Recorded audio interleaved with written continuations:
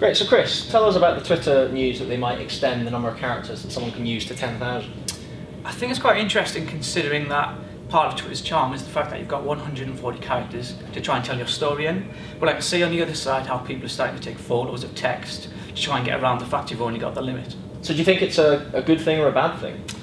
I think it's positive for Twitter considering they're going to try and keep people on their own platform. So like I say, instead of people bouncing to other websites, they're going to try and keep people on their platform and keep them there.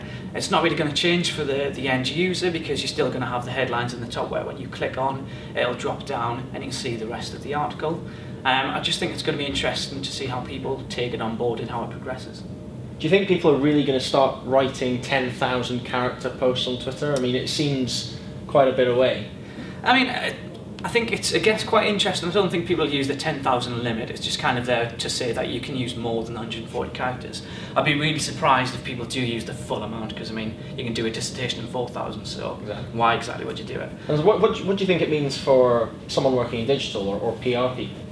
It's going to be a change in behaviour, really, because if you think that usually you put, like, for example, a press release on your website and try and use a headline to get people to click and go to your website where you can then manage them and direct them to your call to actions and things like that, where you're going to have to change the behaviour to try and get them to listen to your message directly on Twitter. So it's going to be a change in behaviour, and actually it's going to be interesting to see how people adopt it and see what the best practices are once everything's been released, really. Yeah. So will it happen?